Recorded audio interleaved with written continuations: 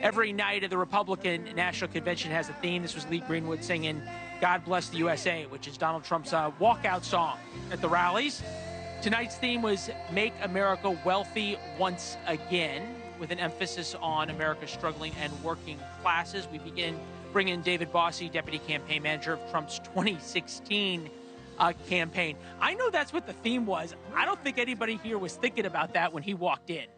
The Make America Wealthy Again theme? No. Look, this, as you said, this was a relief. I've known the president now for almost 15 years, and it was a relief for me to see him in person, to know that he's all right. And seeing that bandage on his ear just made all of us in the room, I think everyone, really understand just how close we came as a nation to losing him. It was a serious assassination attempt. And I got to tell you, tonight meant a lot to the people in this room to be able to see him in person. Yeah. For him to show up, he didn't have to. He came here to make sure these people knew that he was okay.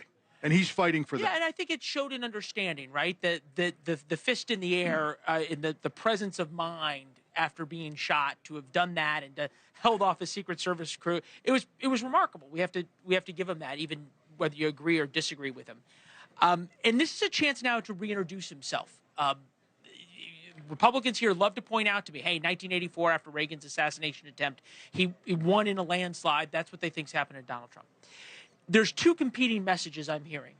Unite America, which was the social media post, and fight, fight, fight. J.D. Vance speaks to fight, fight, fight. Does Donald Trump speak to Unite America on Thursday? Well, Leland, you could see President Trump's a fighter just in tonight, the raised fist pump tonight. You know what I'm talking about. No, I do. About the rhetoric. But I understand what you're saying. Let's just cut through a little bit of this, and that is Donald Trump's going to do both. He's going to do both. He's going to say he must defeat the worst president in American history to save America.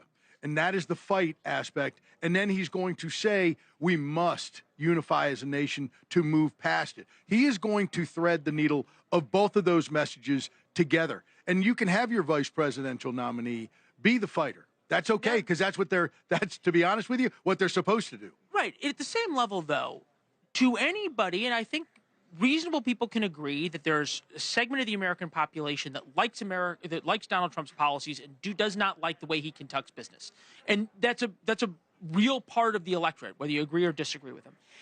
The pick of J.D. Vance is a thumb in the eye to those people. You know, this election's going to be about policy. This election's going to be about the open border crisis. Really? No, it is.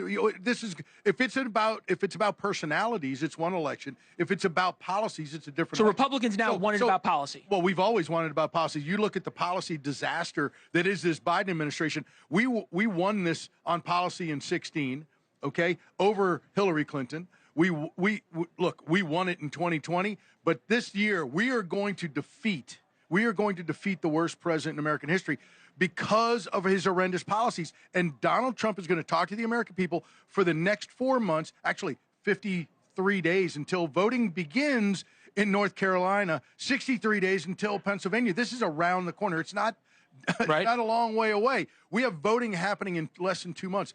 He's going to talk about the open border chaos. He's going to talk about the economy and inflation being out of control. And he's going to talk about our disastrous foreign policy. Those are the three issues that we're going to talk about. I'm not going to relitigate the 2020 issue that you brought up. That's for another time. But what I am going to say is that somehow in 2020, he lost a segment. It wasn't a big segment of his base. It was people who voted for him in 2016, and I'll sum it up like this, didn't like the mean tweets. Since the debate, and even in the debate, you mentioned this as well, there is a change in Donald Trump. He's a more disciplined candidate. He's not as personal in his attacks. And now he has a chance to continue that. Does he, and what will you watch for to say this is a different guy? This is an incredible moment in American history. And Donald Trump is going to meet that moment on Thursday night when he gives his speech to the American people.